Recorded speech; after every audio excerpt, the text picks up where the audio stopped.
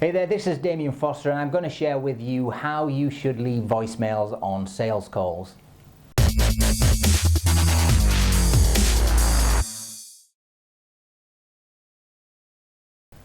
Okay, so almost every company I've worked with has no process for what happens when their salespeople are put through to a voicemail system. Do we leave messages or don't we? Well, the simple answer is, of course you do. Don't waste the cost of a call. Now, the secret to leaving voicemails on sales calls is to keep it as simple as possible because you don't want to give too much information away. Now, I received voicemails where the guys told me on the voicemail about their product, what it can do for me, how much it's going to cost, and that's a big mistake because that's not the way to go. The problem here is that there's no two-way communication. I'm simply being offered something, an offering, without being drawn into the sales conversation. I'll simply make a mental note of the person's name, the product and the company and ensure the call doesn't come through to me again next time. Now, the limited information he's given me has basically made up my mind. Put simply, voicemail isn't a tool for explaining your offering. That's not what it's for at all. So look, I want to go through three situations when you should be leaving a voicemail and how you should leave those voicemails. So those are how to leave a voicemail on a cold prospect call, how to leave a voicemail when calling for a scheduled appointment, and how to leave a voicemail when calling back after a telephone meeting no-show. So first, leaving a voicemail on a cold prospect call. This is what I do.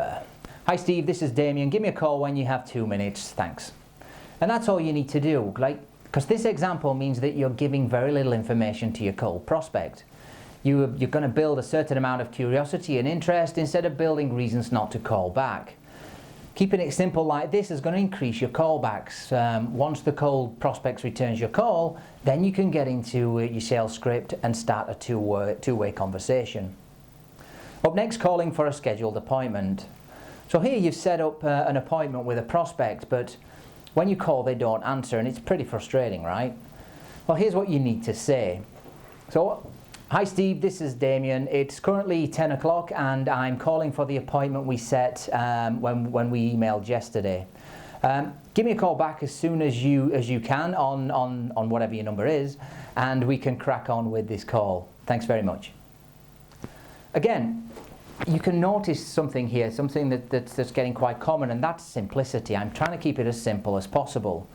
And there's simply no reason why you'd start throwing the valuable information you have for your potential client over voicemail. Save that for when you can actually get them on the call. Now, here you're making the point that you have agreed an appointment at a given time, so you're appealing to the general respect and politeness. Now, not many people actively like to let you down, so you're asking for a call back straight away. So again, simple. Finally, the voicemail when you call the day after a telephone meeting no-show. So your potential client never got back to you, but you need to give it one more try. Now, most people here will revert to email, but I suggest you should always try calling first. Even better, try outside normal office hours. If you get through to the voicemail again, here's basically what you need to say. Hi Steve, this is Damien again. I am following up as we missed our scheduled call yesterday that we set for 10 o'clock. Now look, I get that you're very, very busy, but what I want to discuss with you is also very important, and I think it's going to help with your workload. So look, give me a call back on my number. But if I don't hear from you, and I'm going to assume that this may not be for you, and I'm going to cross you off my list and move on. I wish you very, very best for the future, but I hope to hear from you. Take care. And look, here again, I'm starting with the fact that a call's been agreed, but the other person has gone against their word.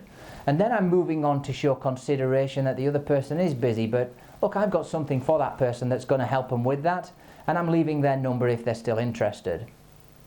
Now, the reason that I'm finishing by saying that I'm going to take them off their list if they're not interested, is because this can lead to the prospect feeling like they're missing out on something. You know, they're being left out.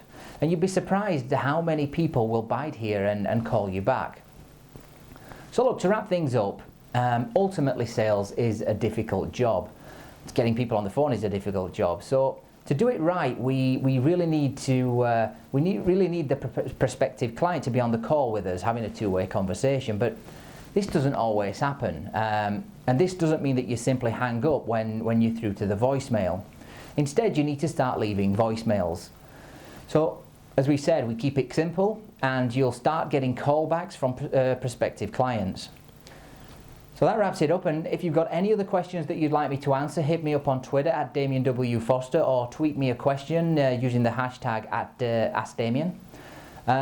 I just want to also remind you about my new business level marketing course over at Rainbow Elite. There's 12 hours of solid marketing video course content that's right up there at the MBA level. Perfect for entrepreneurs, perfect for business professionals, or someone wanting to take control of their development. You can see the link in the description below.